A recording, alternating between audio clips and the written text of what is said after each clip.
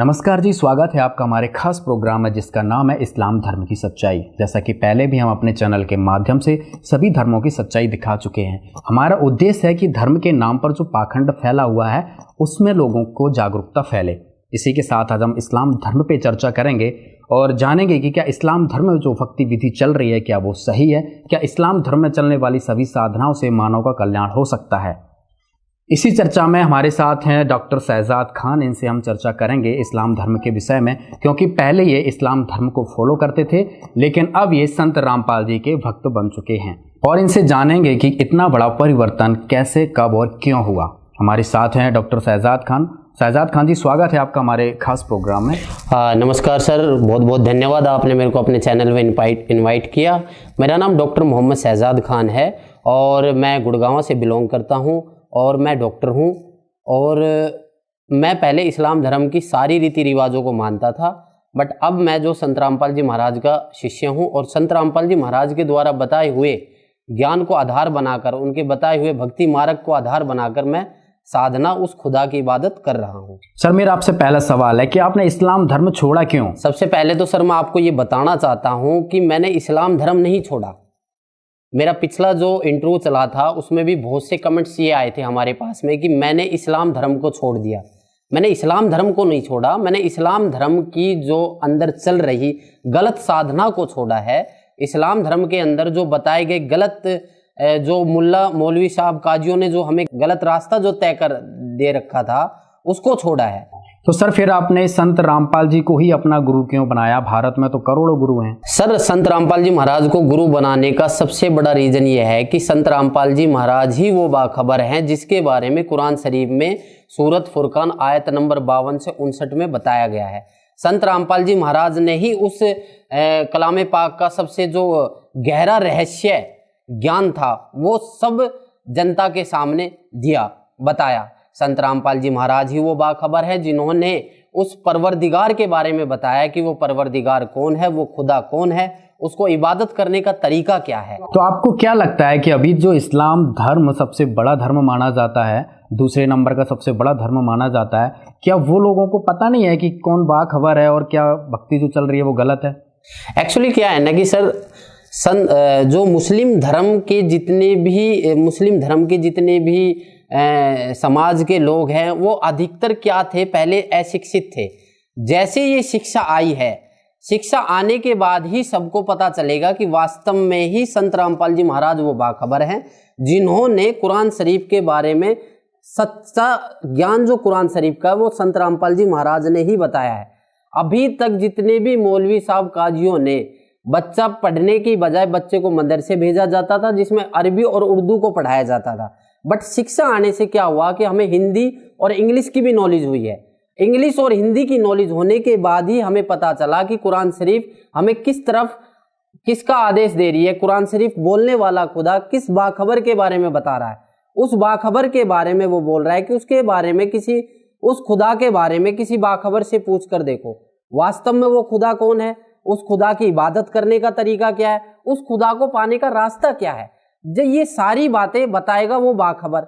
अब पूरे हिंदू, आपने जैसे क्वेश्चन किया मेरे से कि कितने गुरु हैं यहाँ पर, जितने भी गुरु हैं, चाहे वो पवित्र हिंदू समाज में देख लो, चाहे वो पवित्र मुस्लिम समाज में मौलवी साहबों को देख लो, ईसाई में देख लो, सिख में देख लो, वो क्या करते हैं? कोई ब्रह्मा जी की पूजा बताता है, कोई तीनों देवताओं की पूजा बता देता है, कोई कहता है कि जी मौलवी साहब कहते हैं जी उसकी चद्दर बोल दो, अजमेर साहब वाली जी की चद्दर बोल दो, या किसी और मजार की चद्दर बोल दो। ये ऊट पटांग सिस्टम जो बताए गए, फिर उसके बाद में किसी भी गुरु के पास जाओ वो कहते हैं कि तुम्हारे पिछले जन्म का प्रारब्ध का कर्म है, ये तो तुम्हें भोगना पड़ेगा। सबसे पहले बात मैं ये बताना चाहता हूँ कि जितने भी संत रामपाल जी महाराज से पहले गुरु आए हैं या गुरु हैं या प्रेजेंट में भी संत रामपाल जी महाराज के अलावा जितने भी गुरु हैं, उन्होंने किसी ने ये नहीं बताया कि कबीर ही वो भगवान है, कबीर साहिब ही वो खुदा है, कबीर साहिब ही वो परवरदिगार है। तो सर मैं आपको रोकना चाहूँगा, मुझे आप ये बताइए कि जो कुरान में लिखा है, क्या कुरान में लिखे हुई चीज़ों को इस्लाम फॉलो नहीं कर रहा है क्या? नहीं, कुरान शरीफ में सर कैसे कह सकते हो कुरान सबसे पवित्र धर्म माना जाता है और कुरान के अकॉर्डिंग ही भक्ति की जा रही है, इबादत की जा रही है, तो आप ये कैसे सिद्ध करोगी कुरान में जो लिखा है वो असली अल्लाह की इबादत नहीं है या अल्लाह की इबादत नहीं है? सर, पवित्र पुस्तक जो कुरान शरीफ है, जो इस्लाम धर्म के अंदर नाजिल हुई है और वो पूरी इंसानियत के लिए है। बहुत से मुस्लिम भाई ये कहते हैं कि ये हमारी आसमानी किताब है। ठीक है, आसमानी किताब है, पर आसमानी किताब जब इब्राहीम अलैहिस्सलाम के द्वारा हमारे पैगंबर मोहम्मद सल्लल्लाहु अलैहि वसल्लम पर नाजिल हुई, होने के दौरान उनकी जो बातें हैं वो मोहम्मद सल्लल्लाहु अलैहि वसल्लम के द्वारा उस खुदा ने कुरान शरीफ के द्वारा इंसानियत के लिए इस जहान में दे दी। अब क्वेश्चन ये उठता है कि वास्तव में कुरान शरीफ, कलाम पाक जो है, कुरान मजीद जो है, उसमें लिखा क्या है? कुरान शरीफ के अंदर कहीं भी किसी भी प्रकार की कुर्बानी, कहीं भी किसी भी प्रकार के जानवरों की कुर्बानी का जिक्र नहीं है। कुरान शरीफ के अंदर ये नहीं है कि आप जो है, जो आज के टाइम में मुस्लिम समाज के अंदर चल रहा है, जो मुस्लिम समाज जो आज के टाइम में एक ऑथेंटिक ये बना के चले हैं कि जो चीज़ वो कर रहे हैं वो वाकई में कुरान शरीफ के अंदर लिखा है। अब आने वाले समय में जो भी त्यौहार आ रहे हैं, त्यौहार पे एक त्यौहार बना दिया खीर का, एक त्यौहार बना दिया बकरे का। अब बकरे का जो त्यौहार बनाया है वो कुरान शरीफ के अंदर बताया गया है कि कुरान शरीफ में ये बोला गया, बताया कि मोहम्मद, जैसे मौलवी साहबों की सुनो तो मौलवी साहब तो ये कहते हैं कि हमारी कुरान शरीफ में बोला गया है कि बकरे की कुर्बानी दो। कहीं भी एक आयत में आप ये बता दो, किसी भी आयत के अंदर आप ये बता दो कि कुरान शरीफ के अंदर ये लिखा है कि इस जानवर की कुर्बानी दी जाएगी। सर, कुरान में तो लिखा है ना कि अल्लाह ने दिया है कि इतने जानवर हमने आपके लिए दिए हैं, इतने खुरवाले दिए हैं। तो इस तरह से ही तो कुरान में ये जो जानवरों की जो हत्या, बकरों की या ऊंट की जो बलि दी जाती है, तभी तो लोग कर रहे हैं, नहीं क्यों करेंगे इस पाप को? कुरान शरीफ की जो आयतें हैं उनका तर्जुमा जिस प्रकार से ये तर्जुमाकारों ने किया है, ये तर्जुमा नहीं है। तो मतलब क्या अल्लाह का आदेश नहीं है कि ये बकरे की बलि दो? या अल्लाह ताला, अब वही सर, यही मैं आप लोगों को इस चैनल के माध्यम से सभी मुस्लिम भाइयों को ये बताना चाहता हूँ कि सबसे पहले हमें ये समझने की ज़रूरत है कि वास्तव में हमारी किताब कुरान शरीफ हमें क्या कह रही है। सबसे पहले हमें ये समझने की ज़रूरत है कि वास्तव में वो खुदा कौन है जिसके बारे में कुरान शरीफ को बोलने वाला खुदा ये कह रहा है कि जिसने आसमान और जो कुछ ज़मीन इसके दरमियान है, इसको 6 दिन में बनाया और 7वें दिन तख्त पर जा विराजा। उस खुदा के बारे में, उस परवरदिगार के बारे में किसी बाखबर से पूछ कर देखो। यदि कुरान शरीफ को बोलने वाला ही खुदा वो स्वयं वो परवरदिगार है तो वो किसी बाखबर की तरफ संकेत नहीं करता। मतलब यहाँ पे मैं आपको रोकना चाहूंगा, क्या कुरान का ज्ञान दाता जिसने कुरान बोली है वो अल्लाह नहीं है? अगर कुरान शरीफ के ज्ञानदाता को ही आप अल्लाह समझते हो, या जिस तरह मुसलमान भाई ये कहते हैं कि पवित्र जो कुरान मजीद है ये खुदा की जुबान है या खुदा का बोला हुआ ज्ञान है, तो वो खुदा ये भी तो कह सकता है कि भाई वो बाखबर मैं हूँ, या मोहम्मद वो ए मोहम्मद जिसने आसमान और ज़मीन जो कुछ इसके दरमियान है उसको बनाया, वो खुदा मैं हूँ। उसको बोलने में क्या दिक्कत थी? ये वो डायरेक्शन क्यों दे रहे हैं कि जी भाई उस बाखबर से पूछ कर देखो? तो इससे क्या साबित होता है? इससे यही साबित होता है कि कुरान शरीफ को बोलने वाला खुदा वो कभी भी अपने आप को वो परवरदिगार, वो खुदा का दर्जा नहीं दे रहा, जिसके लिए मुस्लिम भाइयों को बस इतना ही समझने की देर है कि वास्तव में वो खुदा कौन है। वो खुदा कबीर है, जो कि बाखबर संत रामपाल जी महाराज ने इस पृथ्वी पर आके और ये कुरान शरीफ का गहरा ज्ञान हम सभी मुस्लिम भाइयों के सामने रखा। सर, जिस तरह से आप बात कर रहे हो कि कुरान का ज्ञानदाता अल्लाह नहीं है और अल्लाह कोई और है, तो आपको क्या लगता है इस तरह से विवाद नहीं होगा कि जो इस्लाम धर्म है, इतने बड़े बड़े मौलवी हैं, मोहम्मद जी हुए हैं, इतने जो आपके पैगंबर वगैरह, उनको ज्ञान नहीं था कि कुरान का ज्ञानदाता अल्लाह नहीं है? सबसे पहली बात तो ये है कि एक बहुत सी छोटी सिंपल है कि कभी भी किसी भी मुस्लिम समाज के ज्ञान के बारे में यदि कोई सच्चाई बताने की जरूरत करे तो उस पर बवाल बहुत जल्दी खड़ा हो जाता है। मैं ये नहीं कहता कि मेरी बातों से आप बवाल पैदा करो, मैं सिर्फ ये कहता हूं कि कुरान शरीफ को बोलने वाला खुदा क्या कह रहा है। हमें कुरान शरीफ के अकॉर्डिंग चलना है, ना कि कुरान शरीफ के अलावा चलना है। हमें कलाम, जब कुरान शरीफ हमारे ऊपर नाजिल की गई थी तो मोहम्मद साहब ने कहा है कि ये पूरी इंसानियत के लिए नाजिल की गई है। तो ये ज़रूरी नहीं है कि केवल मुस्लिम समाज ही इस चीज़ को फॉलो करे, ये हर कोई धर्म के बंदे इस चीज को फॉलो कर सकते हैं कि वास्तव में वो खुदा कौन है। सबसे पहले हमें ये पता लगाना है कि खुदा कौन है। खुदा एज ए मिसाल के तौर पे मैं बताना चाहता हूं कि बहुत से मुसलमान ये कहते हैं कि हम कुरान शरीफ के अलावा किसी और किताब को नहीं मानेंगे या किसी और किताब के ज्ञान को नहीं सुनेंगे। जैसे पवित्र गीता जी, चारों वेद, ये शास्त्र जितने भी हैं, मुस्लिम समाज के जितने भी मौलवी हैं या जो भी एक पर्सन है, वो ये कहता है कि नहीं ये हमारे धर्म की किताब नहीं, हम इनको नहीं पढ़ेंगे। मेरे भाई मैं सिर्फ इतना बताना चाहता हूँ कि खुदा, वो कबीर खुदा जो है, एक मिसाल के तौर पर एक सर्टिफिकेट है, और वो सर्टिफिकेट के लिए आपको सारे सब्जेक्ट को पास करना पड़ेगा, तभी जाके आपको वो सर्टिफिकेट मिलेगा। मैं आपसे जानना चाहूंगा, कुरान में कहाँ लिखा है कि कबीर खुदा है, कबीर अल्लाह है? बहुत सी जगह लिखा है। कहाँ लिखा, प्रमाण बताइए। तो जैसे आपको हमने पहले भी बता रखे हैं, फला तूतियल काफिरन जाहिदुम बिही जिहादन कबीरा, इसके बारे में भी बहुत सी बार जिक्र हो चुका है, बहुत सी बार आप लोगों को बता चुके हैं हम कि कहीं भी कबीर शब्द का अर्थ आता है कबीरन खबीरन, वो अपने बंदों के गुनाहों से खबरदार है, या फिर कबीर है, बड़ा है, मेहरबान है, वो दिखाई देने वाला है, सुनने वाला है, जानने वाला है। तो इसका अर्थ क्या है कि क्या ये कबीर खुदा जो है दिखाई देने वाला, दिखता है जब भी तो दिखाई देने वाला है, सुनता है जब भी तो सुनाई देने वाला है। फिर आप उसको बोल देते हो, मौलवी साहब काजी ये बोल देते हैं कि जी वो तो निराकार है, वो तो बैजून है। बैजून आदमी कभी भी दिखाई नहीं देता, निराकार आदमी को कभी सुनाई नहीं देता। तो हमें क्या पता कि खुदा जो है इंसानी रूप में है, या मेल है, या फीमेल है, या फिर कुछ और है, या वो दिखाई देगा कि नहीं देगा। इस सारी चीजों का ज्ञान जो बाखबर संत रामपाल जी महाराज थे, उन्होंने हमें बताया। तब हमें पता लगा कि वाकई में ही कबीर खुदा है, और उसकी इबादत करने का तरीका भी संत रामपाल जी महाराज ने ही बता रखा है। बहुत से मुस्लिम कहते हैं कि नमाज ही वो एक ऐसी पूजा है जिससे हम जो है खुदा के उस जन्नत में चले जाएंगे, जहां से जाने के बाद इस संसार में दोबारा नहीं आएंगे। तो क्या नमाज ही वो सबक है? इसकी जानकारी लेनी चाहिए। बस हमें ये पता होना चाहिए कि नमाज वाकई में ही वो इबादत करने का तरीका जहां जिसको पढ़ने के बाद हम जन्नत में चले जाएंगे। एक तरफ तो कहते हैं खुदा निराकार है, दूसरी तरफ कहते हैं कि खुदा हमें कयामत के दिन मिलेगा। तो खुदा जब निराकार है तो कयामत के दिन हमें कौन मिलेगा? फिर एक तरफ कहते हैं कि हम एक बार कब्र में जाने के बाद में, जब हमारा इंतकाल हो जाता है और हमें कब्र में दफना दिया जाता है, इंतकाल होने के बाद में जब हम कब्रिस्तान में होते हैं तो कहते हैं कि हम कयामत के दिन उठेंगे। जबकि वास्तव में ज्ञान जो बाखबर संत रामपाल जी महाराज ने हमें दिया है वो ये है कि हमें 84 लाख योनियां तो भोगनी ही पड़ेंगी, चाहे हम हिंदू हैं, चाहे मुस्लिम हैं, चाहे सिख है, चाहे ईसाई है।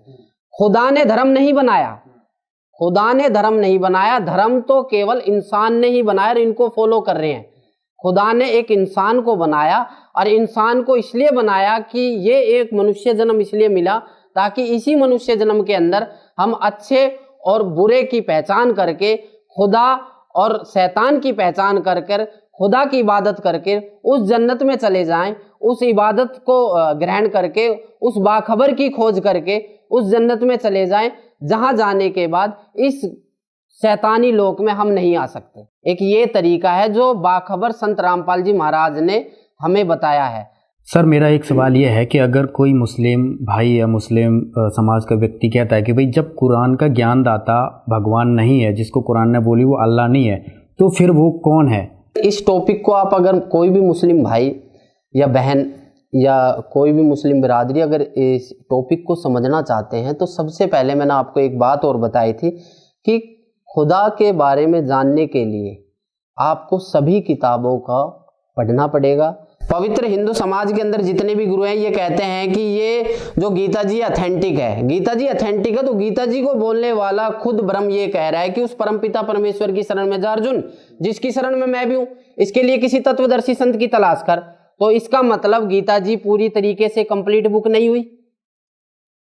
इसी प्रकार कुरान शरीफ को बोलने वाला खुदा ये कह रहा है कि जिसने आसमान और जो जमीन जो कुछ इसके दरमियान है सबको 6 दिन में बनाया और 7वें दिन तख्त पर जा विराजा, उसके बारे में किसी बाखबर से पूछ कर देखो। वो नहीं जानता, वो तो साफ मना कर रहा है, वो नहीं जानता कि वो बाखबर कौन है, वो खुदा के बारे में बताएगा, उस बाखबर की तलाश करो। तो हमें गीता जी को भी देखना है, हमें इस पवित्र कुरान शरीफ को भी पढ़ना है। दोनों को पढ़ने के बाद ही हमें पता चलेगा कि वास्तव में वो खुदा कौन है, जिसके बारे में गीता जी में बोला गया है तत्वदर्शी संत की तलाश कर, और कुरान शरीफ में बोला गया है कि उस बाखबर की तलाश कर जो तुझे खुदा के बारे में बताएगा और खुदा की इबादत करने का तरीका बताएगा। और वो बाखबर संत रामपाल जी महाराज हैं, जिन्होंने वास्तव में ही खुदा का तरीका और खुदा की इबादत करने का तरीका बताया है। जितने भी मुस्लिम भाई या जितनी भी मुस्लिम बिरादरी, जो मुस्लिम धर्म के समुदाय के लोग हैं इस वीडियो को देख रहे हैं, कम से कम एक चीज का अनुमान लगा के चलिए कि वास्तव में जिसकी आप इबादत कर रहे हो, जिसका आप इबादत कर रहे हो, जिसकी आप इबादत करने का तरीका आपने अपनी जिंदगी के अंदर अपना रखा है, वास्तव में वो खुदा है भी कि नहीं है, इतना तो हम पता कर सकते हैं। यदि है तो उसको साबित करो। जैसे आज हम इस चीज को साबित कर रहे हैं कुरान मजीद के द्वारा कि कुरान शरीफ के अंदर या कुरान मजीद के अंदर उस खुदा, जो खुदा कुरान शरीफ को बोल रहा है, कुरान शरीफ जिस खुदा की इबादत बताई गई है, कुरान शरीफ को बोलने वाला खुदा मोहम्मद साहब को कह रहा है कि उसके बारे में किसी बाखबर से पूछ कर देखो, जो खुदा ने, जिस खुदा ने पूरे जहान को बनाया, आसमान और जमीन जो कुछ इसके दरमियान, उसको 6 दिन में बनाया और 7वें दिन तख्त पर जा विराजा, उसके बारे में किसी बाखबर से पूछ कर देखो। बाखबर उसे कहते हैं कि जो खुदा के बारे में सही सही जानकारी, सही इबादत करने का तरीका और सही वास्तव में ही खुदा के बारे में सही परिभाषा जो हमें बताए, उसे बाखबर कहते हैं। उसे बाखबर बोल दो, तत्वदर्शी संत बोल दो, ईश्वरीय शक्ति बोल दो, रहनुमा बोल दो, या अवतार बोल दो, या पैगंबर बोल दो, या खुदा का बताया हुआ दूत बोल दो, खुदा का भेजा हुआ दूत बोल दो। ये सारी चीज ही बाखबर की डेफिनेशन होती है, इसके अलावा बाखबर की कोई डेफिनेशन नहीं। और जो बाखबर आज के टाइम में संत रामपाल जी महाराज हैं, उनके अलावा इस पृथ्वी पर तो क्या पूरे ब्रह्मांड में कोई नहीं है। सर, इसी से जुड़ा हमारा सवाल है कि इस्लाम धर्म में तो मोहम्मद जी के बाद तो कोई बताया ही नहीं गया कि कोई दूसरा पैगंबर आएगा, मोहम्मद जी को अंतिम पैगंबर बताया गया है। तो आप इस्लाम के लोग, मुस्लिम धर्म के लोग कैसे मानेंगे कि संत रामपाल जी बाखबर हैं, क्योंकि वो पहले ही मान चुके हैं कि मोहम्मद जी अंतिम पैगंबर थे। सर, अकॉर्डिंग टू मुस्लिम समुदाय के अनुसार यदि देखा जाए तो मोहम्मद सल्लल्लाहु अलैहि वसल्लम जो अंतिम पैगंबर थे, बट आप ये कह रहे हो कि आप कैसे कह सकते हो कि मुस्लिम जो मोहम्मद सल्लल्लाहु अलैहि वसल्लम जो थे, उनके अलावा उनके आगे कोई पैगंबर नहीं आया। उसका रीज़न ये है कि सर मोहम्मद साहब ने के द्वारा जो ज्ञान बताया गया था, या मोहम्मद साहब ने इतना गहरा ज्ञान आज तक हमें नहीं बताया। मोहम्मद साहब जो इबादत का तरीका मोहम्मद साहब ने अपनाया था, उस इबादत के तरीके को पूरे मुस्लिम लो अपनाता आ रहा है, पूरा मुस्लिम कंट्री अपनाती आ रही है। बट जो ज्ञान संत रामपाल जी, बाखबर संत रामपाल जी महाराज ने हमें बताया, इससे ये साबित होता है कि जिस ज्ञान के बारे में मोहम्मद साहब को भी नहीं पता था, जिस खुदा के बारे में मोहम्मद साहब को भी नहीं पता था, जिस खुदा को मोहम्मद साहब खुदा मानकर इबादत कर रहे थे, उनकी सच्चाई के बारे में मोहम्मद साहब को भी नहीं पता था, वो उसके बारे में बाखबर संत रामपाल जी महाराज ने हमें बताया है।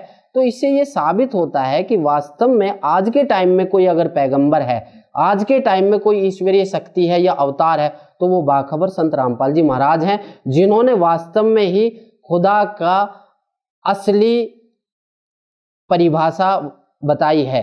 सर, मुस्लिम समाज में एक धारणा बनी हुई है कि पुनर्जन्म नहीं होता है, जबकि और धर्मों में, या संत रामपाल जी ने भी बताया है डॉक्टर जाकिर नाइक की डिबेट में कि जो इस्लाम धर्म की जो ये मान्यता है कि पुनर्जन्म नहीं होता है, ये गलत है, पुनर्जन्म होता है। तो सर आप बताइए वास्तविकता क्या है? अकॉर्डिंग टू कुरान मजीद अगर चला जाए तो कुरान मजीद में कहीं भी ये नहीं लिख रहा कि पुनर्जन्म नहीं होता है, ठीक है। दूसरी बात ये, अगर वास्तव में पुनर्जन्म नहीं होता है तो आपने हजरत मोहम्मद साहब की जीवनी हमने अपनी वीडियो के माध्यम से पूरी जनता को दिखाई है। उसमें जब मोहम्मद साहब बकर नामक जानवर के ऊपर बैठ के ऊपर गए थे, वहाँ जब नमाज के लिए बोला गया था उनको, तो वहाँ पर हजरत इब्राहिम अलैहिस्सलाम, हजरत आदम अलैहिस्सलाम मिले थे। जब पुनर्जन्म नहीं होता है तो वो वहाँ पहुँच कैसे गए? उनका भी तो वहाँ पहुँचे कैसे? वो कयामत से पहले वो वहाँ कैसे पहुँच गए? जब ये बोला जा रहा है अकॉर्डिंग टू मौलवी साहबों के द्वारा, जब ये बोला जाए कि कयामत के दिन कब्र खुलेंगी और कयामत के दिन सबका हिसाब किताब होगा, तो कयामत से पहले वो वहाँ पहुँच कैसे गए? हजरत मोहम्मद साहब की जीवनी जो हमारे बाखबर संत रामपाल जी महाराज ने पूरी जनता को दिखाई है, उसमें आप देखो, उसको पढ़ के देखो आप कि वो जब वहाँ गए, उन्होंने वहाँ नमाज के लिए बोला, तो हजरत ईसा अलैहिस्सलाम, हजरत इब्राहिम अलैहिस्सलाम, हजरत आदम जी वहाँ पर ऑलरेडी मौजूद थे। तो जब कयामत आई नहीं, और तो कयामत आई नहीं, तो उससे पहले वो वहाँ पहुँच कैसे गए? तो इससे क्या साबित होता है? इससे ये साबित होता है कि जो मुस्लिम धर्म के अंदर ये जो धारणाएं चल रही हैं कि भाई पुनर्जन्म नहीं होता, ये एक झूठी अफवाह फैला रखी है। ये एक अपने आप को सच साबित करने के लिए एक झूठी अफवाह फैला दी, जिसके कारण ये है कि पुनर्जन्म होता है, पुनर्जन्म होता है, 84 लाख योनियां भुगतनी पड़ती हैं। ये सारी चीजें प्रक्रिया आम जीव के साथ होता है। कुरान में कहीं ऐसा लिखा है कि पुनर्जन्म होगा, या ऐसा कोई प्रमाण है इसका? कुरान मजीद के अनुसार अगर चला जाए तो सूर्य अंबिया आयत नंबर 103 में लिखा हुआ है कि हम आसमानों को पहले की तरह दोबारा लपेट देंगे। कुरान शरीफ को बोलने वाला खुदा ये कह रहा है कि हम आसमान और ज़मीन को दोबारा लपेट देंगे, और हम ये करेंगे, और ये करना भी ज़रूरी है, और हम पहले भी कर चुके हैं। तो इसका मतलब ये हुआ कि ये प्रक्रिया चलती रहती है, चलती रहती है, चलती रहती है। आपसे मैं जितने भी इस वीडियो के माध्यम से जो भी मुस्लिम भाई ये देख रहे हैं या देख रहे हैं, उनसे मैं ये कहना चाहता हूँ कि आप मेरी बातों पे मत जाओ। आप ये कुरान मजीद है और कुरान शरीफ है जो हमारे हज़रत मोहम्मद सल्लल्लाहु अलैहि वसल्लम पर नाजिल हुई है। आप इस किताब को आप हिंदी में, इंग्लिश में, जो भी भाषा के आप जानकार हो उसमें खरीद कर आप इसको पढ़ के देखो, और हमारे ज्ञान जो हमारे बाखबर संत रामपाल जी महाराज ने जो ज्ञान दिया है कुरान शरीफ, उसको मिलान करके देखो। आपको 1% भी कहीं कमी नज़र नहीं आएगी।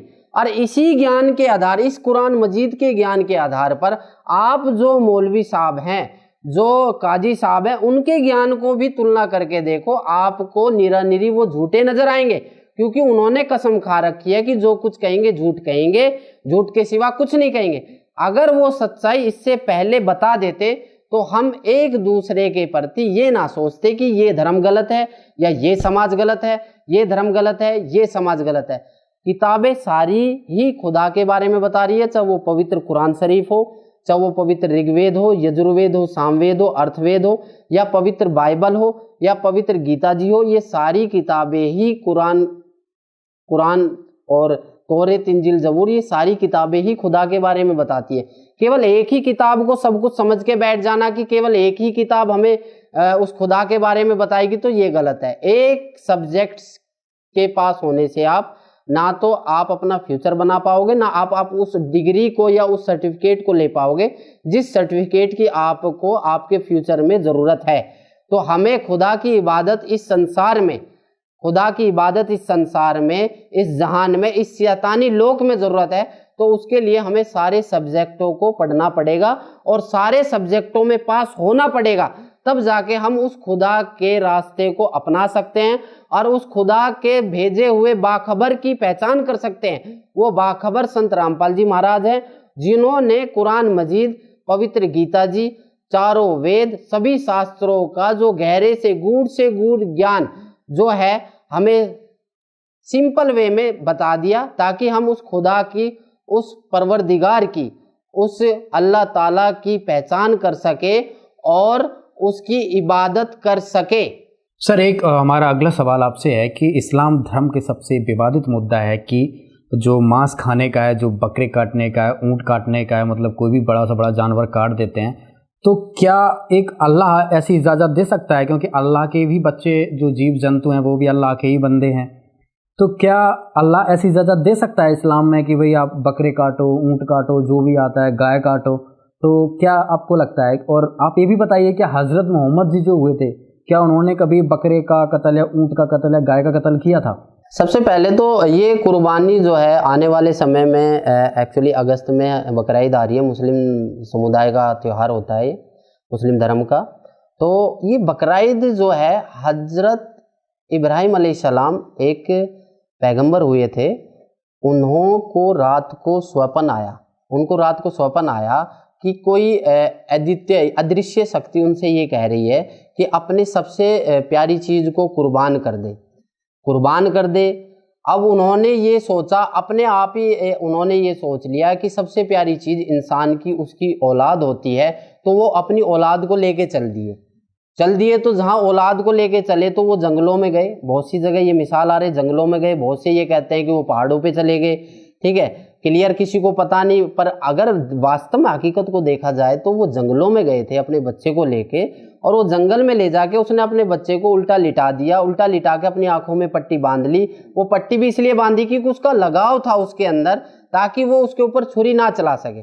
जब उसने वो छुरी चलाई तो एक वाकया आया है, जैसे अकॉर्डिंग टू मौलवी साहब, काजियों के साहब आया कि वो छोरे बच्चे की गर्दन से हटके वो दुम्बे में जाके लग गई। अब दुम्बे का मतलब लकड़ी का टुकड़ा भी होता है, दुम्बे का मतलब भेड़ भी होता है, भेड़ का बच्चा भी इन्होंने दुम्बे का मतलब, तो वहां कहते हैं कि भेड़ का बच्चा जो है जिबह हो गया, यानी कि भेड़ का बच्चा जो है कि गर्दन कट गई। अब वाकया ये है, अब इसमें ये कह दे कि जब से ये कुर्बानी का जो है वो चलने लगे, पर हकीकत क्या है? हकीकत ये था कि खुदा ने परीक्षा ली हजरत इब्राहिम अलैहिस्सलाम की। हजरत इब्राहिम अलैहिस्सलाम की परीक्षा ली कि सबसे प्यारी चीज को मेरी राह में कुर्बान कर दे। उनका गलत तरीका था, उन्होंने अपनी बुद्धि से ये लगा लिया कि खुदा जो है मेरे बच्चे की कुर्बानी मांग रहा है, यानी कि मेरे बच्चे का सर मांग रहा है। तो खुदा को यदि मंजूर होता तो बच्चे का ही सर कटता, तो इसका मतलब खुदा को कुर्बानी मंजूर ही नहीं है। ठीक है, दूसरी बात ये, अब वाकया आता है हमारे पैगंबर जो लास्ट एंड फाइनल है, वो जो हमारे हजरत मोहम्मद सल्लल्लाहु अलैहि वसल्लम, उनकी जीवनी में आप ये बता दो कि कबीर बोध के अंदर भी हमारे कबीर साहिब सतगुरु रामपाल जी महाराज ने बता रखा है, बाखबर संत रामपाल जी महाराज ने कबीर बोध के अंदर दिखा रखा है, नबी मोहम्मद नमस्कार है राम रसूल कहाया, 1,80,000 की सौगंध जिन्होंने नहीं करद चलाया। तो ये वाणियां बाखबर संत रामपाल जी महाराज ने कबीर बोध के अंदर से हमें बताया है। इसका मतलब क्या है कि उसने अपने जीवन काल के अंदर कभी भी किसी भी जानवर की जिबह नहीं करा, किसी भी जानवर को कुर्बानी नहीं दी। जब हम फॉलो मोहम्मद साहब को कर रहे हैं, हम अपने नबी को फॉलो कर रहे हैं, तो नबी की बातों को हम कितना तवज्जो दे रहे हैं? क्या ये कभी जिंदगी में हमने किसी मुस्लिम भाइयों ने सोचा है? नहीं सोचा। हम एक आयत पढ़ते हैं, औज़ु बिल्लाहि मिनश शैतानिर रजीम बिस्मिल्लाहिर रहमानिर रहीम, बकरे की गर्दन के ऊपर छुरी चला देते हैं। इस आयत का मतलब क्या है कि शुरू करता हूं खुदा का नाम लेकर जो बड़ा मेहरबान और निहायत रहम वाला है। तो उस गर्दन पे जब हम इस आयत को पढ़ के चला रहे हैं, इस सूरे को पढ़ के उसकी गर्दन पे छुरी को चला रहे हैं, तो इसका मतलब यह है कि क्या उस गुनाह का हकदार खुदा हो गया? उस गुनाह का हकदार खुदा तो नहीं हुआ। जब खुदा ने कुरान मजीद के अंदर, या खुदा कुरान मजीद को बोलने वाला खुदा, या मोहम्मद साहब की जीवनी के अंदर, या मोहम्मद साहब के पूरे जीवन काल में कहीं भी किसी भी चीज को कत्ल नहीं किया जाता था, जिबह नहीं किया जाता था, तो हम इन चीजों को क्यों कर रहे हैं? फिर हम ये सोचते हैं कि ये खुदा का आदेश है। ये केवल हमारे मौलवी साहब काजियों का आदेश है, ना कि खुदा का आदेश है। जिस दिन हम इस बात को समझ जाएंगे, उस दिन हमें वाकई में पता लग जाएगा कि जितने बकरों की, या जितने मुर्गों की, जितने गायों की, या जितने 4 पैर के जानवरों की हम जिबह कर रहे हैं, उनका कितना भारी गुनाह हमें अपनी जिंदगी के अंदर और आने वाले यहाँ से जब हम इंतकाल होने के बाद जब हमें भुगतने पड़ते हैं, वो कितना एक जो सर्कल जो बाखबर संत रामपाल जी महाराज ने बता रखा है, उसके हिसाब से यदि हम ज्ञान को आधार बनाकर देखा जाए तो कितना बड़ा गुनाह और कितना बड़े पाप के भागीदार बन रहे हैं। शहजाद जी, जैसा कि आपने बताया आपके पैगंबर को सपने में या फिर एक ऐसी अदृश्य आवाज़ आई कि भाई अपनी प्यारी चीज़ को कुर्बानी दो, तो उन्होंने अपने लड़के की कुर्बानी देने के लिए चले। तो फिर सारा मुस्लिम समाज है, तो जो बकरीद पे जब कुर्बानी का दिन आता है तो उस दिन अपने परिवार के, अपने लड़कों की कुर्बानी क्यों नहीं देते हैं, या अपने बकरों की कुर्बानी क्यों देते हैं? सर, आपने बहुत बढ़िया क्वेश्चन करा मैं, और मैं जितने भी आपके चैनल के माध्यम से ये बताना चाहता हूँ कि जितने भी बंदे देख रहे हैं, कभी लॉजिक सोचा है किसी ने कि वास्तव में जिस खुदा, जो मुस्लिम धर्म इतना पवित्र धर्म है, जहाँ पर जिसमें शराब पीना हराम बता रखा है, नाचने गाने हराम बता रखे, फिल्में देखने हराम बता रहे, यहाँ तक कि लेडीजों को श्रृंगार करना भी हराम बता रखा है। वहां पर वो ये कह रहा है कि कुरान शरीफ को बोलने वाला खुदा, या फिर वो निराकार शक्ति ये कह रही है कि भाई वहां पर जाके किसी को, जो एक इब्राहिम अलैहिस्सलाम को स्वप्न आया और उसने अपने बेटे की कुर्बानी देने के लिए गया और उसका बेटे की भी कुर्बानी को मंजूर नहीं किया और वो खुदा एक बकरे की, एक भेड़ की या एक गाय की कुर्बानी मांगेगा, ऐसा कुछ नहीं था। खुदा कभी किसी को आदेश नहीं देता, ना खुदा ने कभी किसी की हत्या के लिए बोला, ना खुदा ने ये बोला कि ज़िबह कर दो, ऐसा कुछ आदेश नहीं है कुरान शरीफ के अंदर।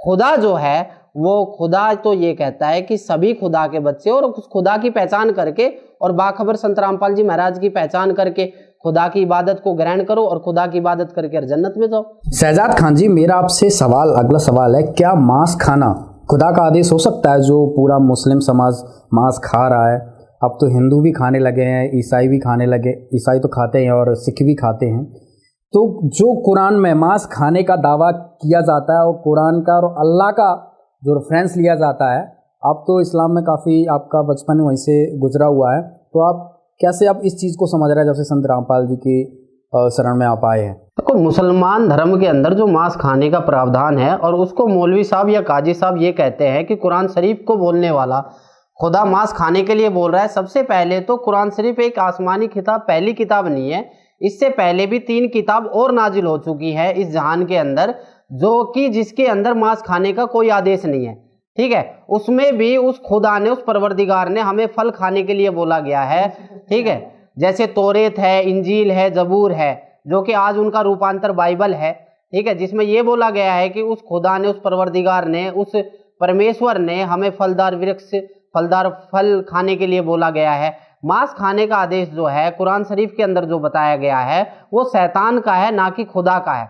नहीं, आप एक बात मानिए, हजरत मोहम्मद साहब जो सबसे बड़े हमारे नबी थे, उनसे बड़ा मेरे ख्याल में कोई सच्चा मुसलमान इस जहान के अंदर नहीं है, ना उनसे ज़्यादा किसी उनके जैसी इबादत करने वाला कोई है। तो उन्होंने भी तो मांस को नहीं छुआ, उनके 1,80,000 शिष्य हो गए, उन्होंने मांस को नहीं छुआ।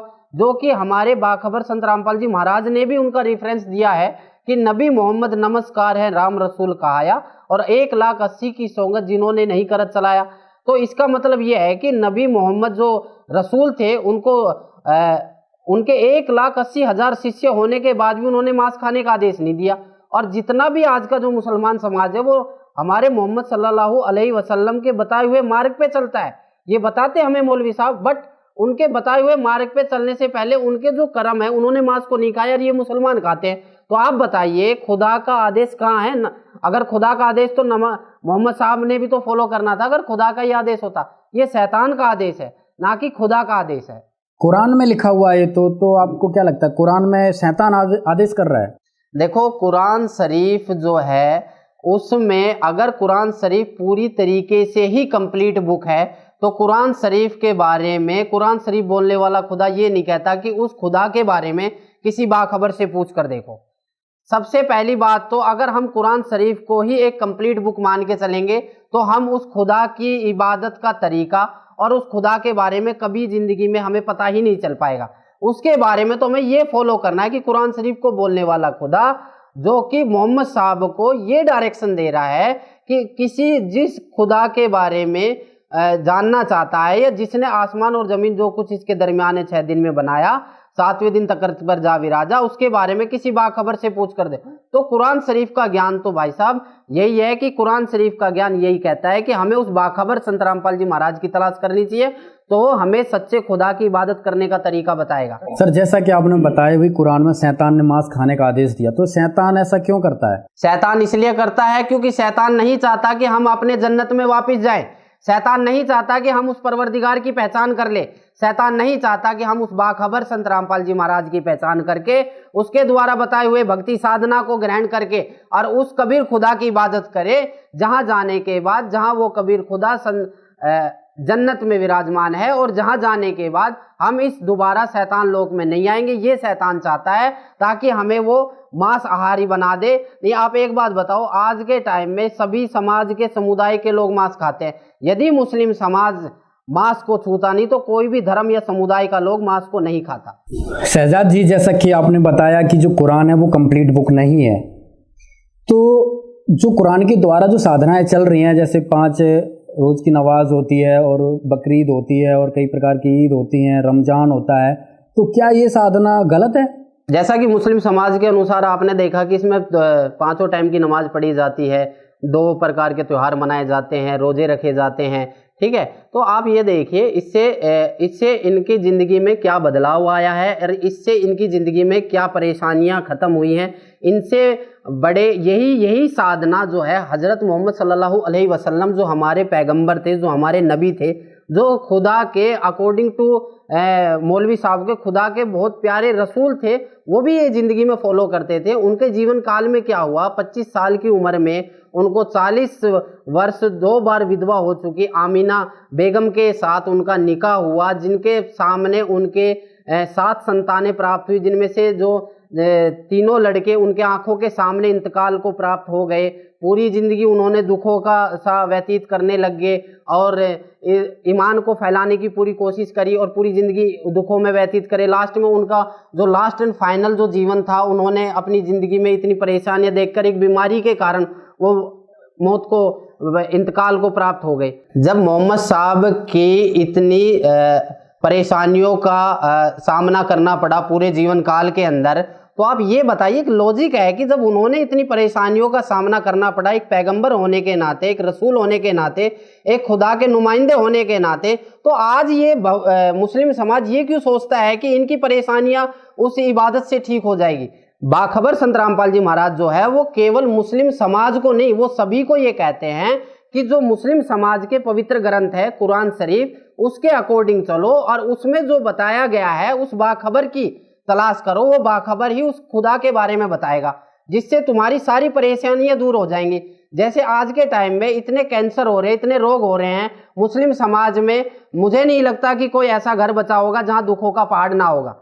और आज जो बाखबर संत रामपाल जी महाराज से शिष्य जुड़ रहे हैं, ना वो कोई हिंदू है ना कोई मुसलमान है, केवल वो मानव है और उनको केवल बाखबर संत रामपाल जी महाराज उस परमपिता परमेश्वर, उस खुदा की इबादत करने का तरीका बताते हैं, ज्ञान देते हैं और भक्ति करवाते हैं, ताकि उनका जो दुख है, चाहे पिछले जन्म का हो, चाहे इस जन्म का हो, चाहे किसी को डॉक्टर ने 5 दिन के बाद मरने के लिए बोल दिया हो, चाहे डॉक्टरों ने जवाब दे दिया, वो भी आज पूरी तरीके से स्वस्थ हो रहे। ये है खुदा का करनामा, ये है खुदा का करिश्मा। और आप एक तरफ नमाज पढ़ रहे हो, रोजे रख रहे हो, ईद बकरीद मना रहे हो, मुर्गे काट रहे हो, बकरे काट रहे हो और 4 पैरों के जानवरों को कत्लेआम कर रहे हो, और उसके बाद में फिर आप सोचते हो कि आपके घर में बरकत हो जाएगी, आपके घर को दुखों का पहाड़ जो है दुखों का जो दुख परेशानी आ रही है वो ठीक हो जाएंगी। ऐसा कभी भी नहीं हो सकता, क्योंकि ये काम शैतान के हैं, ये इंसान के काम नहीं है। इंसान के काम जो बाखबर संत रामपाल जी महाराज बता रहे हो वो करना है। शहजाद जी, मुझे एक चीज़ बताइए, कहीं आप इस्लाम धर्म को, मुस्लिम धर्म को कहीं बदनाम तो नहीं कर रहे हैं आप? देखो सर, हम बदनाम नहीं कर रहे, हम केवल ये बता रहे हैं कि मुस्लिम धर्म अच्छा है, मुस्लिम समाज गलत है। हम केवल ये बता रहे हैं जिस समाज के अंदर पहले दारू नहीं पिया, शराब को हराम समझा जाता था, सारी चीजों को हराम समझा जाता था, आज उस पहले अगर शराब का हिस्सा किसी अंग पे गिर जाया करता था तो उस शरीर में से उस अंग को काट दिया जाता था। जहां पर शराब को इतना हराम समझा जाता है, वहां पर इस तरह की मांस खाना या फिर अश्लील हरकतें करना या फिर डांसबाजी करना या ये जो भी ये सांसारिक चीजें हो रही है उनको इन्वॉल्व करके और ये कह दे कि ये खुदा का आदेश है, हम इस चीज को गलत कर रहे हैं कि कुरान, पूरा मुस्लिम समाज जो है कुरान शरीफ के अनुसार बोला गया जो है ज्ञान, उसके अनुसार नहीं चल रहा। बस इतना बात है, हम किसी धर्म को बदनाम नहीं कर रहे, हम किसी समाज को बदनाम नहीं कर रहे। हम समाज में जो गलत कुरीतियां चल रही है, हम समाज में जो गलत बातें चल रही है, हम समाज के अंदर जो गलत अपनी तरफ से जो बना रखी मनगढ़ंत कहानियां, जो पाखंडी बना रखे हैं, जो मनगढ़ंत मनमाना आचरण चला रखा है, उसको गलत साबित कर रहे हैं, ना कि हम किसी धर्म को या किसी समाज को बदनाम कर रहे हैं। हमारा धर्म और समाज से कोई वास्ता नहीं है, हम तो केवल ये बताते जीव हमारी जाति है, मानव धर्म हमारा, हिंदू मुस्लिम सिख ईसाई धर्म कोई नहीं न्यारा, जो कि हमारे बाखबर संत रामपाल जी महाराज का नारा है। सर एक चीज और मैं आपको ये बताना चाहता हूँ कि जो ये कुरान शरीफ का ज्ञान है, जैसे आप बता रहे हो बार बार कि शैतान, अगर कुरान शरीफ का ज्ञान आज आप अगर आपके पास में कुरान मजीद है तो आप उसको खोल के देखो, आपको 5वें पेज पे मिलेगा कि कुरान शरीफ उतरने का संग्रहण, मतलब कुरान शरीफ किस प्रकार उतारी गई थी, कुरान शरीफ किस प्रकार नाजिल की गई थी। सबसे पहली नाजिल हुई थी कि कुरान शरीफ को बोलने वाला खुदा अपना एक फरिश्ता भेजता है जिसका नाम है जिब्राइल अलैहिस्सलाम। उसमें विवरण आता है आगे चल के कि वो एक वही लेकर आता है जिसमें घंटी जैसी मालूम होती है। यह मोहम्मद साहब को इतना कष्ट होता था इसमें कि मोहम्मद साहब खुद इस बात को बोल रहे हैं उसके अंदर कि इसमें उनकी जान सी निकल जाती है। तो आप बताइए क्या ये खुदा का काम है? आप एक रहम वाला एक तरफ बोल रहे औज़ु बिल्लाहि मिनश शैतानिर रजीम बिस्मिल्लाहिर रहमानिर रहीम, शुरू करता हूँ खुदा का नाम से जो बड़ा मेहरबान और रहम वाला है। तो क्या ये रहम के काम है? तो इससे ये साबित होता है, इससे एक तो ये साबित होता है कि खुदा जो कुरान शरीफ को बोलने वाला ज्ञान है, ये कुरान शरीफ को जो बोला गया है या नाजिल की गई है वो बड़ा कष्टदायक था। क्योंकि हजरत जिब्राहिम अलैहिस्सलाम जो थे उन्होंने सबसे पहले मोहम्मद साहब को आके बोला इकरा। इकरा का मतलब है कि तुम पढ़ो। मोहम्मद साहब ने कहा कि मुझे पढ़ना नहीं आता। तो उन्होंने क्या करा कि उन्होंने कई तरीके अपनाए, या तो उनके अंदर घुस जाया करते थे, उनके अंदर जिस्म के अंदर चले जाया करते थे, वो बोल दिया करते थे, या फिर उनके अपने आप से छाती मिला लिया करते तो उनके शरीर के अंदर ऐसे प्रेतवत घुसने के बाद तो बोल दिया करते थे। कई जगह तो मोहम्मद साहब ने कुरान शरीफ के अंदर ये वाकया भी आया है कि उनको इतना कष्ट होता था कि उनका ऐसा लगता था कि आज उनके प्राण ही निकल जाएंगे। तो आप बताइए कि कुरान शरीफ को बोलने वाला खुदा वो खुदा है या शैतान है या क्या है? ये आप खुद समझदार हो कि खुदा जैसे काम करता है और शैतान जैसे काम करता है। सर, जो मौलवी हैं जो विश्व भर में जो मुस्लिम समाज फैला, जो बड़े बड़े मौलवी हैं, तो क्या उनको आपको नहीं लगता है वो इन चीज़ों को अब समझना चाहिए? जो वाह खबर संत रामपाल जी जो ज्ञान कुरान का खोल के बता रहे हैं, तो क्या उनको समझने की ज़रूरत है इस चीज़ को कि संत रामपाल जी कुछ अलग बता रहे हैं, सही बता रहे हैं? क्या ये चीज़ उन्होंने समझने की कोशिश की? तो मेरी अगर पूरा जहान सुने, मैं तो ये कहूँ पूरा हिंदुस्तान इस चीज़ को सोचे, पूरा हिंदुस्तान क्या पूरा वर्ल्ड इस चीज़ को देखे कि वास्तव में बाखबर संत रामपाल जी महाराज का जो ज्ञान है वो और धर्म गुरुओं के ज्ञान से अलग क्यों है, उसका रीज़न क्या है? सबसे पहली बात यह है कि जितने भी मुस्लिम धर्म के अंदर मौलवी हैं, काजी हैं, अगर उनको बाखबर संत रामपाल जी महाराज के ज्ञान में कोई त्रुटि नजर आती है या फिर ये कहते हैं कि बाखबर संत रामपाल जी महाराज को कुरान शरीफ के बारे में या कलाम पाक के बारे में पूरी तरीके से नॉलेज नहीं है, या फिर उनके दिमाग में एक बहुत सी बातें चलती है कि ये हमारे धर्म से नहीं है या फिर ये मुसलमान नहीं है, इनको हमारे धर्म की नॉलेज नहीं है, तो मैं एक बात कहना चाहता हूं कि यदि ये बात है तो आज तक इन मौलवी साहबों ने ये क्यों नहीं बताया कि सूरत फुरकानी आयत 52 से 59 में कुरान शरीफ को बोलने वाला खुदा मोहम्मद साहब को ये कह रहा है कि उस खुदा के बारे में किसी बाखबर से पूछ कर देखो। क्यों नहीं बताया आज तक क्यों इस चीज को इसको अंधेरे में रखा गया? और आज बता दो कि वो बाखबर संत रामपाल जी महाराज नहीं है, कौन है? अगर आज ये बता दे कि वो बाखबर संत रामपाल जी महाराज नहीं है, उसका प्रमाणित कर दे, तो हम उनके पास चले जाएंगे जो ये बताएंगे वो बाखबर कौन है। और बताइए, क्योंकि आज तक किसी ने बताया नहीं। ये तो संत रामपाल जी महाराज वो बाखबर रूप में इस पृथ्वी पर आए, ठीक है, उन्होंने उस कबीर खुदा के बारे में ये बताया और सभी सदग्रंथों का रेफरेंस लेके ये बताया कि गीता जी में ये लिख रहा है, कुरान शरीफ में ये लिख रहा है, तौरात इंजील जबूर किताब के अंदर ये लिखा हो। आज तक इन्होंने कुरान शरीफ के बारे में पूरा तर्जुमा हमें नहीं बताया मौलवी साहबों ने। और बाखबर संत रामपाल जी महाराज ने तो जो 3 किताब पिछली नाजिल हुई हैं, तौरात इंजील जबूर, उनके बारे में तक बता दिया। तो इन्होंने तो हमें कुछ बताया नहीं, इन्होंने तो एक कसम खा रखी है, जो कुछ कहेंगे, झूठ के सिवा कुछ नहीं कहेंगे। सर, एक प्रकरण डॉक्टर जाकिर नाइक का भी बीच में आया था कि संत रामपाल जी ही एक संत थे जो हिंदुस्तान में, जिन्होंने डॉक्टर जाकिर नाइक की चुनौती को स्वीकार किया था, जो बहुत चैलेंज करते थे। फिर बाद में प्रकरण आया कि भाई मुस्लिम समाज ने डॉक्टर जाकिर नाइक को अपने समाज से निकाल दिया, तो वो मतलब काफिर है, इस तरह की सारी चीज़ें बातें सामने आई थी। तो जो उनकी डिबेट थी संत रामपाल जी की और डॉक्टर जाकिर नाइक की, जिसके माध्यम संत रामपाल जी ने कुरान के बारे में डिटेल में बताया, तो इस बारे में आप क्या समझते हैं? क्या जो आज मुस्लिम उस चीज़ को देख के इग्नोर करता है कि भाई डॉक्टर जाकिर नाइक तो काफिर है, हम उसकी चीज़ें नहीं देखते हैं, तो आप इसको कैसे क्लियर करोगे कि संत रामपाल जी ने जो दिखाया सही था या डॉक्टर जाकिर ने गलत था?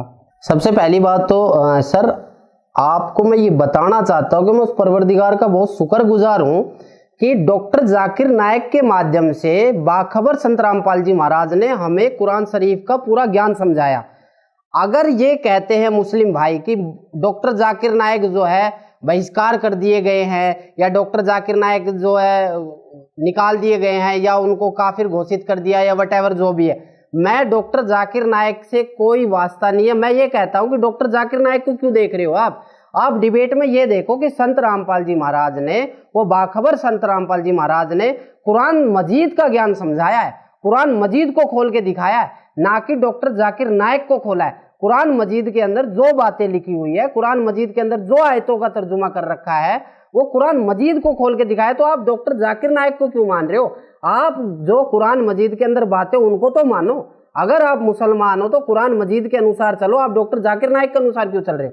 ये तो खुदा का लाख लाख शुक्र है जो डॉक्टर जाकिर नायक साहब जी ने डिबेट के लिए आमंत्रित कर लिया, और एक बाखबर संत रामपाल जी महाराज जिसका किसी को नहीं पता था, जिसका ये भी नहीं पता था कि भाई वो एक मुस्लिम समाज से नहीं, क्योंकि हमें तो यही बताया गया था कि कुरान शरीफ को पढ़ने का अधिकार केवल मुसलमानों को, पर एक बाखबर संत रामपाल जी महाराज, उन्होंने एक ऐसे ज्ञान को जो काफी सालों से कुरान मजीद के अंदर दबा हुआ था, उसको सभी मुसलमान भाइयों के सामने रख दिया।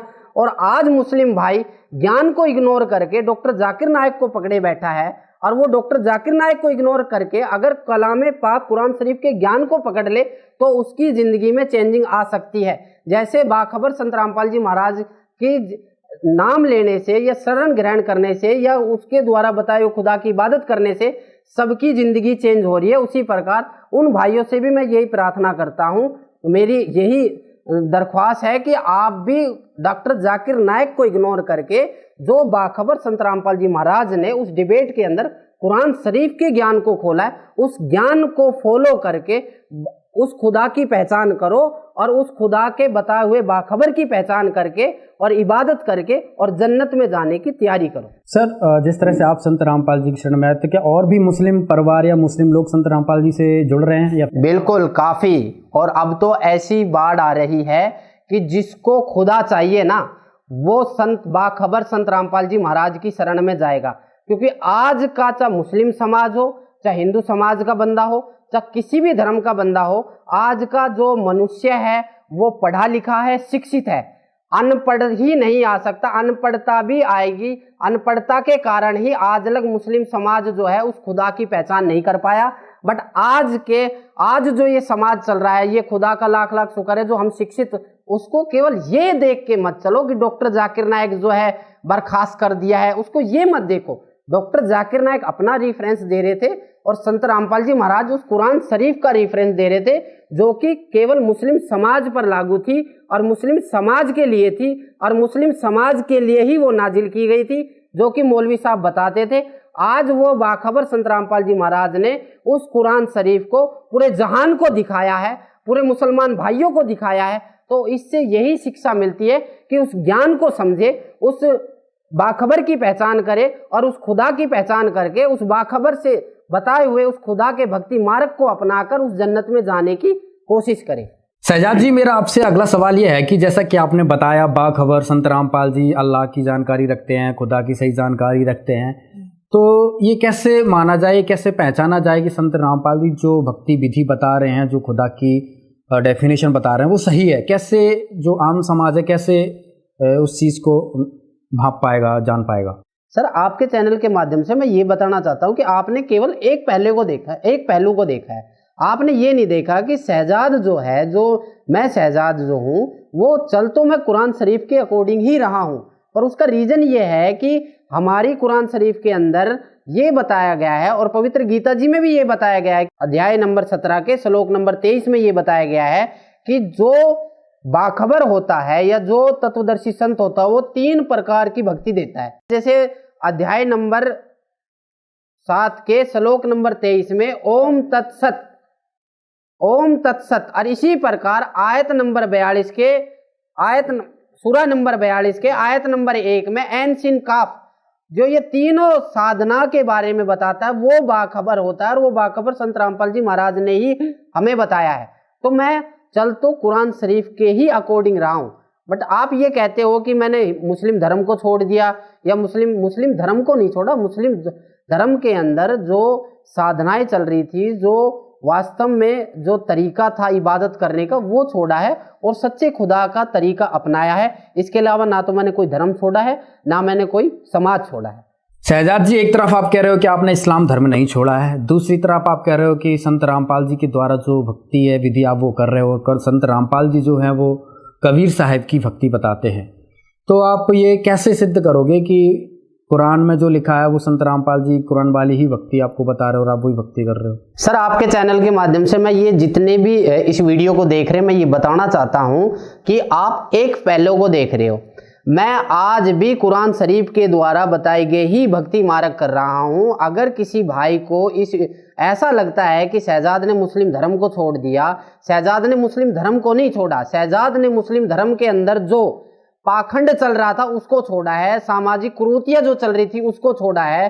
क्योंकि शहजाद ने कुरान शरीफ में जो बाखबर संत रामपाल जी महाराज ने आयत नंबर 1 सूरा नंबर 42 के अंदर जो ऐन सीन काफ का विवरण है, और उसी प्रकार अध्याय गीता जी के अध्याय नंबर 17 के श्लोक नंबर 23 में जो ओम तत्सत का विवरण है, ये तीनों जो क्लियर बता देता है वही बाखबर होता है, और वो बाखबर संत रामपाल जी महाराज ने ही हमें बताया। इसी प्रकार वो बाखबर 3 प्रकार की भक्ति या 3 प्रकार की इबादत उस कबीर खुदा के बारे में बताता है। खुदा एक है, उसका नाम एक है, तो उसको पाने की विधि भी एक है जो बाखबर संत रामपाल जी महाराज बताते हैं। उसको पाने की विधि भी एक है जो बाखबर संत रामपाल जी महाराज बताते हैं। वो खुदा भी एक बताते हैं, उसको पाने की विधि भी एक बताते हैं, और नियम भी एक बताते हैं, और सभी मानव समाज को एक करने की कोशिश में लगे हुए हैं। मेरे जितने भी मुस्लिम भाई हैं या जितने भी वर्ल्ड के हैं या जो भी मुसलमान भाई या जो भी भाई इसको देख रहा है वीडियो को, उनसे प्रार्थना यही है कि आप अपनी किताबों को पढ़ो, आप अपने शास्त्रों को पढ़ो, और आप अपने गीता जी को और जितनी भी किताबें नाजिल हुई हैं हमारी आसमानी किताब, इनको पढ़ो और उस बाखबर की पहचान करो, उस तत्वदर्शी संत की पहचान करो। आप खुदा को पाने की और प्राप्त करने की, देखने की बात कर रहे हो, जबकि इस्लाम धर्म में तो खुदा को बेचून बोला गया, तो ये किस आधार पे बोला गया है? तो खुदा को कुरान शरीफ में बेचून नहीं बताया गया है। ये तो हमारे जो मौलवी साहब है, जो काजी साहब है, उन्होंने हमें ये बताया कि खुदा निराकार है या बेजून है। खुदा ने तो कुरान शरीफ को बोलने वाला खुदा तो ये कह रहा है कि वह खुदा जिसने आसमान और जमीन को 6 दिन में बनाया और 7वें दिन तख्त पर जा विराजा, उसके बारे में किसी बाखबर से पूछ कर देखो, तो खुदा निराकार हुआ कहाँ? खुदा तो सब कुछ बनाकर 6 दिन में 7वें दिन तख्त पर जा विराजा, उस जन्नत में जाके बैठ गया, तो खुदा निराकार कहाँ है? और दूसरा ये है कि इनके पास में वो भक्ति विधि है ही नहीं, इनको भक्ति विधि है ही नहीं कि जो ये खुदा को देख सके। इन्होंने जो साधना इन्होंने अपने साधना जो चला रखी है, पूजा करने का तरीका जो बना रखा है, केवल मैं मुस्लिम धर्म के बारे में नहीं बता रहा, मैं जितने भी धर्म हैं, ये हिंदू, मुस्लिम, सिख, ईसाई, ये सभी खुदा को, भगवान को या ईश्वर को निराकार मानते हैं। इनका रीजन ये है कि इनको वो बाखबर नहीं मिला, ना इनको वो तत्वदर्शी संत मिला जो ये बता सके कि खुदा साकार है, ना इनके पास वो भक्ति विधि जो ये बता सके कि खुदा साकार है। ये जब इनके पास में ये भक्ति विधि नहीं थी, तो इनसे जब पूछा गया कि भाई खुदा साकार है या निराकार है, तो इन्होंने अपने ही मन के विचार बता दिए कि खुदा निराकार है, क्योंकि इनको वो चीज नहीं मिली तो इनके लिए वो निराकार है। और आज बाखबर संत रामपाल जी महाराज ने सभी वेदों, सभी शास्त्रों का रिफरेंस देके उस कबीर खुदा को साकार साबित कर दिया, तो ये कह रहे कि खुदा फिर भी निराकार है। तो इन्होंने तो जी यही कहा रखे है कि जो कुछ कहेंगे कहेंगे, झूठ के सिवा कुछ नहीं कहेंगे। वास्तव में कबीर जो है खुदा साकार है। सर, एक प्रकरण और आता है कि वहाँ पे जिंदा महात्मा की बात आ रही है कुरान में कि आप उस जिंदा पर भरोसा रखो। तो ये जिंदा महात्मा, जिंदा कौन थे जो मोहम्मद जी को मिले थे? मोहम्मद सल्लल्लाहु अलैहि वसल्लम जो हमारे प्यारे पैगंबर नबी थे, जिन्होंने इस्लाम धर्म को फैलाया, उनके बारे में एक वाक्य आता है कि मोहम्मद साहब को वो जिंदा महात्मा के रूप में मिले।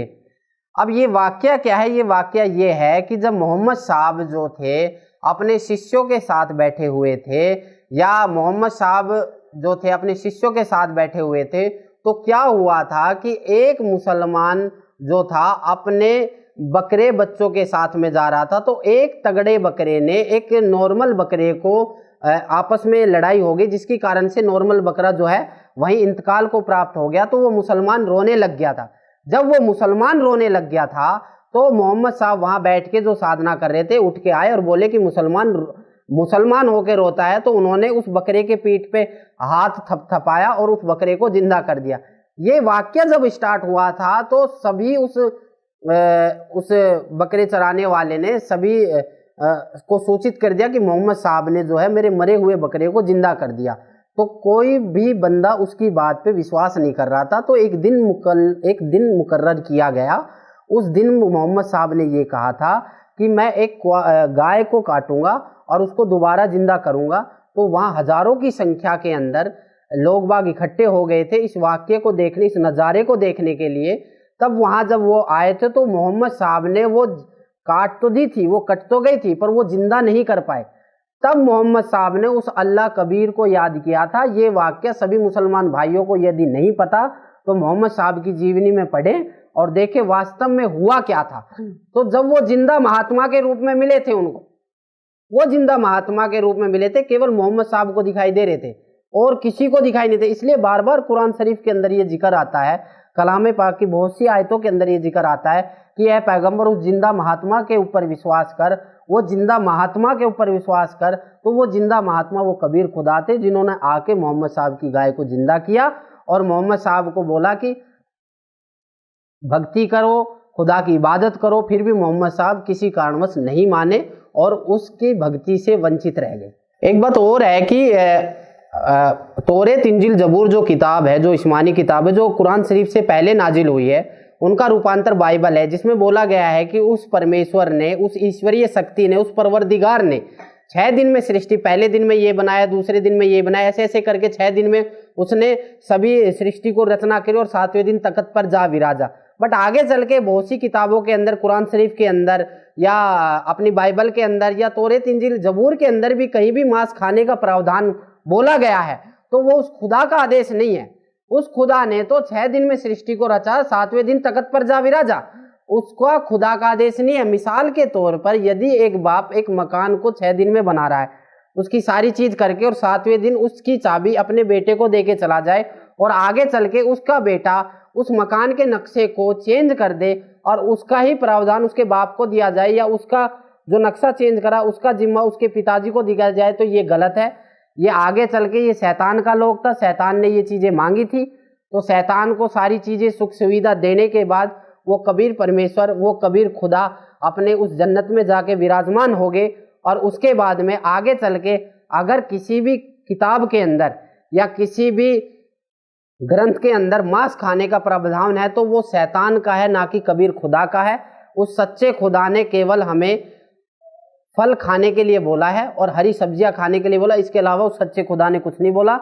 बल्कि ये जो आगे चल के उन्होंने इस जहान को शैतान को दे के, क्योंकि सबको पता है, जितने भी मुसलमान भाई इस वीडियो को देख रहे हैं वो सब जानते हैं कि हम अपनी गलती की वजह से इस लोक में आए और ये शैतानी लोक है।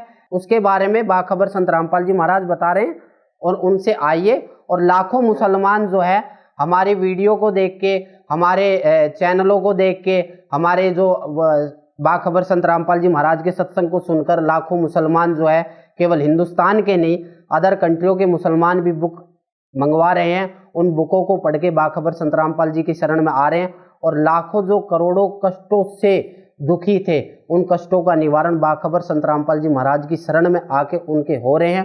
और आप इंटरव्यू भी देख रहे हो, तो मेरी जितने भी वीडियो को देख रहे भाई और बहनों से ये अपील है, गुजारिश है, प्रार्थना है, नरम निवेदन है कि आप भी इस वीडियो के माध्यम से जो हमारे बाखबर संत रामपाल जी महाराज की बुकें हैं उनको मंगवाओ, जो सभी सदग्रंथों से प्रमाणित है। उन बुकों को पढ़ो और एक सच्चे और अच्छे की पहचान, अच्छे और गलत की पहचान करो और सच्चे खुदा की इबादत करो, ताकि आपके घर में भी वो सारी सुख सुविधा हो जो बाखबर संत रामपाल जी महाराज की शरण में रह के जितने भी अनुयायी बाखबर संत रामपाल जी महाराज के हैं वो सारी सुख सुविधा प्राप्त कर रहे हैं, जो एक कबीर खुदा ही दे सकता है। इसके अलावा कोई शैतान नहीं दे सकता। मेरी आपसे सिर्फ इतनी ही गुजारिश है। डॉक्टर शहजाद खान जी, आज हमारे साथ आपकी मुलाकात हुई, आपने इस्लाम धर्म की बहुत सारे पॉइंट्स को क्लियर किया। अब हम अंतिम पड़ाव में चलते हैं और आप हमारे दर्शकों को कुछ अपना सुझाव और अपना मशवरा देना चाहते हैं तो आप दीजिए। बहुत बहुत शुक्रिया सर, मैं आपके चैनल पर आया और मैं चैनल के माध्यम से जितने भी इंसान और मानव समाज के आदमी, प्रार्थना ये करना चाहता हूँ कि केवल जो एक मुस्लिम धर्म की बात नहीं है, ईसाई धर्म, पवित्र हिंदू धर्म और सिख धर्म, ये चारों प्रकार के जो धर्म है, इन चारों प्रकार के धर्म में जो साधना हो रही है उन साधना से मोक्ष नहीं है।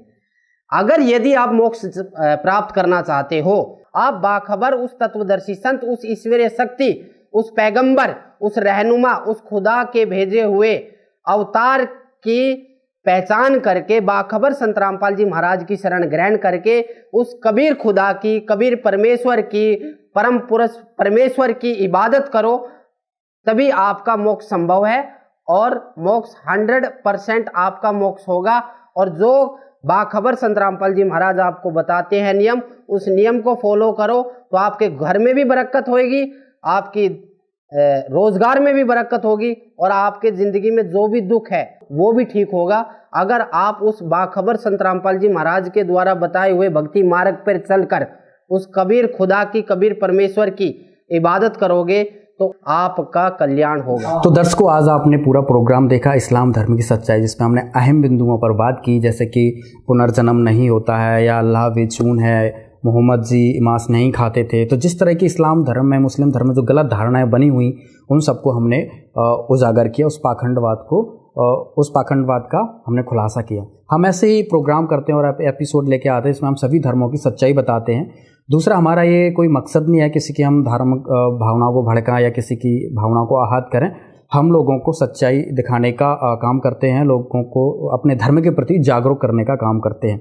अगर किसी को कुछ डाउट है इस्लाम धर्म से रिलेटेड तो आप यूट्यूब पर जाकर संत Rampal ji VS doctor Zakir Naik search करके फुल डिबेट्स देख सकते हैं। वहाँ पे संत रामपाल जी और डॉक्टर जाकिर नाइक की 6 पार्ट्स में डिबेट हैं। अगर कुछ और भी जानकारी आपको अपने रीजन से रिलेटेड लेनी है तो संत रामपाल जी महाराज जी की वेबसाइट www.jagatgururampalji.org पे जाकर विजिट कर सकते हैं। और हर रिलीजन से, क्रिश्चियनिटी, हिंदुज़म या जो इस्लाम है, सभी से रिलेटेड वहाँ पे इंफॉर्मेशन आप वो भी देख सकते हैं। तो आपने आज हमारे साथ पूरा प्रोग्राम देखा, तो ऐसे ही हम आपके साथ आगे भी प्रोग्राम लेके आते रहेंगे। आप हमेशा जुड़े रहिए ऐसे न्यूज़ चैनल के साथ, सच जो आप जानना चाहते हैं। पहले तो आप जी ने ये समझना पड़ेगा कि कुरान शरीफ के पढ़ने वाले आज तक नहीं समझ सके कुरान शरीफ में सूरत फुरकानी 25 आयत नंबर 52 से 59 यदि इन्होंने समझा होता तो कुरान शरीफ के ज्ञानदाता को ये अल्लाहू अकबर नहीं कहते, क्योंकि वो तो खुद कह रहे हैं अल्लाहू अकबर की जानकारी तो कुरान शरीफ का ज्ञानदाता रखता ही नहीं। एक बार आपको रूबरू करते हैं, ये देखिएगा पवित्र कुरान शरीफ, ये है कुरान शरीफ, यह है वह इलामी किताब है जिसमें कोई संदेह की गुंजाइश नहीं। ये कहते हैं कि इसमें जो लिखा फाइनल है हमारे लिए, कुरान शरीफ। और ये है सह अनुवाद सटीपन, इसका अर्थ है सह अनुवाद सटीपन, शास्त्रीय अरबी पद्धति पर नागरी लिपि में रूपांतरकार है नंद कुमार अवस्थी, शेरवानी संस्करण। अब आगे देखते हैं, ये वही है जो का तो जो टाइटल पेज पर था, जिल्द पर था, ये देखिएगा शेरवानी संस्करण है, प्रकाशक है लखनऊ किताबघर, मौसम बाग, सीतापुर रोड, लखनऊ से। और ये आज का अनुवाद नहीं है, 1969 से चल रहा है ये 17वां संस्करण 2008 ईस्वी में, कॉपीराइट सर्वाधिकार सुरक्षित है। Lucknow Kitabghar, opposite bright Motors, मौसम बाग, सीतापुर रोड, लखनऊ पर। ये उनके फोन नंबर है। ये प्रथम संस्करण 1969 में छपा था, ये हिसाब ला लो, लगभग 44 वर्ष हो गए। और 17वां संस्करण ये अब छपा है। मुद्रक हैं गॉस्पेल प्रेस, लखनऊ। अब हम आपको दिखाते हैं, ये है कुरान शरीफ सूरत फुरकानी और 25 604 पृष्ठ पे, यहाँ दिए नीचे। ये 51 आयत यहाँ समाप्त होती है, ये 52वीं शुरू होती है। फलात उतियल काफिरन व जाहिदुम बिही जिहादन कबीरन, ये कबीर शब्द है। जैसे संस्कृत में मैं हलंत वाला एक्स्ट्रा लगाते हैं, तो ये कबीर शब्द है, कबीर, ये 52वीं आयत में, और इनका अनुवाद भी इन्होंने यहाँ कर दिया। ये तो अरबी भाषा में डीपी नागरी लिखी है। ये 51वीं आयत समाप्त हुई, 52वीं प्रारंभ होती है। कुरान शरीफ का ज्ञानदाता अपने नबी, अपने पैगंबर हजरत मोहम्मद को हिदायत दे रहा है, इंस्ट्रक्शन दे रहा है कि सुनो, तो ए पैगंबर, तुम काफिरों का कहा न मानना, और इस कुरान की दलीलों से, या मैं जो तुझे कह रहा हूं, उनका सामना बड़े जोर से करो। ये कबीर का अर्थ इन्होंने बड़ा कर दिया। हाँ, ये जिहाद का अर्थ लड़ना नहीं होता, ये जिहाद जो है लठ बजाना नहीं, यानी उनकी बातों में नहीं आना।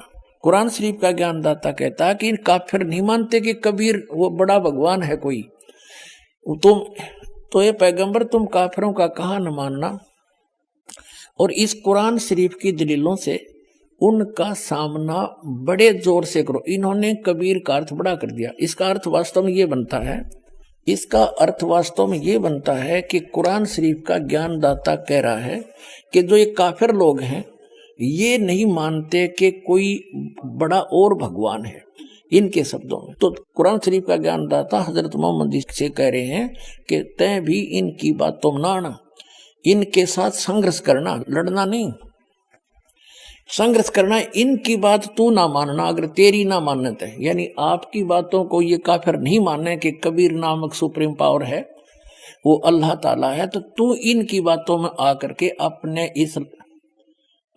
इस यथार्थ ज्ञान को भूल ना जाना, छोड़ना नहीं।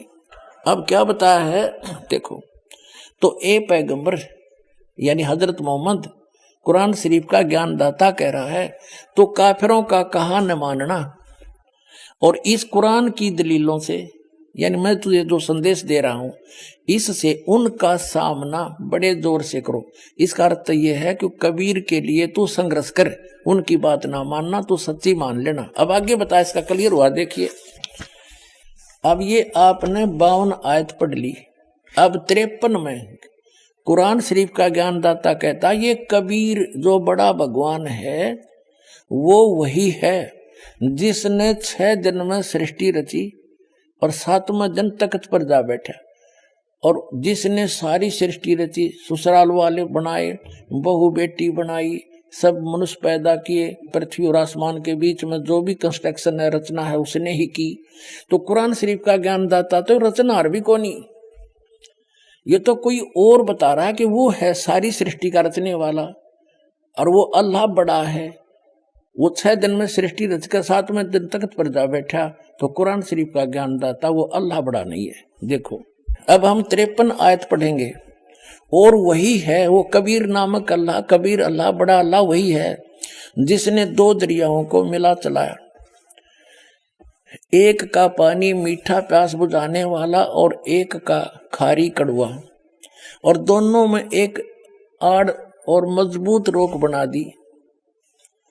और वही है जिसने पानी की बूंद से आदमी को पैदा किया, फिर उसको साहिबे नसब यानी किसी का बेटा या बेटी, और ससुराल वाला यानी किसी का दामाद बहू बनाया, और तुम्हारा परवरदिगार हर चीज करने पर शक्तिमान है।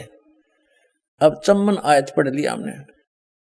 और काफिर अल्लाह के सिवा ऐसों को पूजते हैं जो न उनको नफा पहुंचा सकते और न उनको नुकसान पहुंचा सकते हैं, और काफिर तो अपने परवरदिगार से पीठ दिए हुए हैं, मुंह मोड़े हैं। और ए पैगंबर, हमने तुमको खुशखबरी सुनाने और सिर्फ अजाब से डराने के लिए भेजा है। अब देखो, विचार करो पुण्यात्माओं, जो हजरत मोहम्मद को पैगंबर बनाकर भेजने वाला है वो तो ज्ञान दे ही रहा है, और वो किसी अन्य अल्लाह ताला की जानकारी दे रहा है, अल्लाह अकबर की, बड़े भगवान की, अल्लाह कबीर की। तो कुरान शरीफ का ज्ञानदाता अल्लाह कबीर नहीं है। आप देखो तो, और ये पैगंबर, हमने तुमको खुशखबरी सुनाने और सिर्फ अजाब से डराने के लिए भेजा है। इन लोगों से कहो कि मैं तुमसे इस अल्लाह के हुक्म पर कुछ मजदूरी नहीं मांगता, हाँ जो चाहे अपने परवरदिगार तक पहुंचने की राह इख्तियार कर ले। और ए पैगंबर उस जिंदा पर भरोसा रखो। और जिंदा जो अरबी भाषा है उसमें जिंदा शब्द लिखा है, उसका अर्थ जिंदा है। जिंदा का अर्थ है क्योंकि ये परमात्मा जिन भी महापुरुषों को मिले हैं वो अल्लाहु अकबर यानी ग्रेट गॉड, कंप्लीट गॉड, वहां से चलकर आता है, स्वयं सह शरीर आता है। और जिंदा महात्मा का रूप बनाकर अच्छी आत्माओं को मिलता है। ये वेद गवाही देते हैं और आंखों देखा संत गवाही देते हैं। तो आदरणीय धर्मदास साहिब जी को भी जिंदा महात्मा के रूप में मिले, एक संत के रूप में, जिंदा एक बाबा के रूप में। आदरणीय मलुकदास जी को भी जिंदा बाबा के रूप में मिले। आदरणीय नानक साहिब जी को भी बेई नदी पर जिंदा महात्मा के रूप में मिले। और आदरणीय दादू साहिब जी को भी जिंदा बाबा के रूप में मिले। आदरणीय गरीबदास साहिब जी को गांव छुड़ानी जिला ददर हरियाणा के खेतों में, छुड़ानी के खेतों में जब गौ चरा रहे थे, वहां सतलोक से आए परमात्मा जिंदा महात्मा के रूप में थोड़ी सी दूर पर आकर उतर के उनसे मिले। उनको सचखंड ले गए, इन सब महात्माओं को फिर वापस छोड़ा। तो इन सभी महात्माओं ने कहा कि जैसे आदरणीय गरीबदास साहिब जी ने कहा कि अनंत कोट ब्रह्मांड का एक रति निबार सतगुरु पुरुष कबीर है, ये कुल के सिरजनहार। हम सुल्तानी नानक तारे दादू को उपदेश दिया, जात जुलाहा भेद नहीं पाया, वो कासी माए कबीर हुआ।